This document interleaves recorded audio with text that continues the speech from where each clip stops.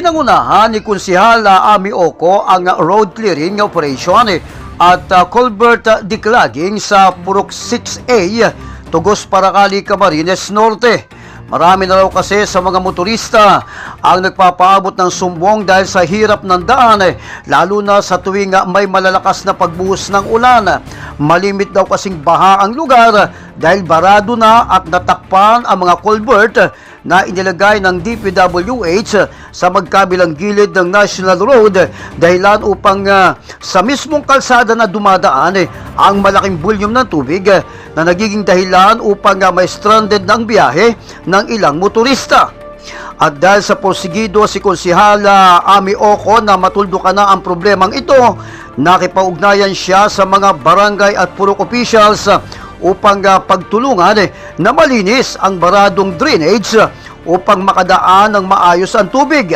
Ginamitan ito ng isang backhoe para sa mas mabilis na proseso ng paglilinis ng nasabing kanal. Kapag tag-ulan po, mataas pa sa kalsada ang tubig. Nananawagan po kami sa pamunuan ng public works na kami ay pakitulungan dito sa aming problema dahil marami na pong naapektuhang mga motorista, mga mamamayan na dumadaan sa lugar na ito.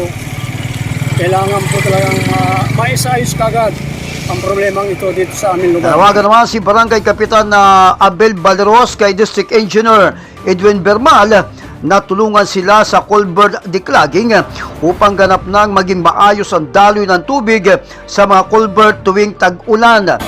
Dating drainage dito, dating burnal ay nabarahan po ng mga ganitong lupa nga, siguro po sa katagalan ng panahon. Kaya si Kagawad Councilor Ami Oco po ay humingi po sa amin ng tulong sa amin dito sa aming purok at sa barangay council na hanggat maaari nga po maayos po itong problemang ito dahil po ang unang-unang naapektuhan ay ating mga motorista. Lalo higit itong mga bagong nagpawasing tapos dadaan dito sa area na ito. Kaya po makikita nyo naman po talagang ganyan po lagi ito ang sistema, baha-baha, tapos ganyan ang kulay ng tubig. Kaya po lumapit po sa amin si Councilor Ami Oco na hanggat maaari po pagtulong-tulungan namin itong gawin o hanapin yung nabaraduhan na drainage. Po ang naging reason at ang apektado nga po ay yung mga motorista natin dito sa hindi lang po sa bayan ng Paracali, lalo dito mga dayo natin. Kaya siguro po na napansin din po ni Kagawad Ami Oco na ganito po ang naging problema dito sa area na ito.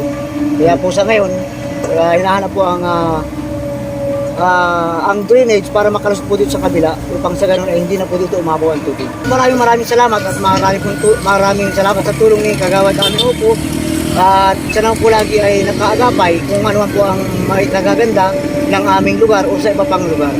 Laking pasasalamat din naman ni Purok 6A President Augurio Tagala Jr.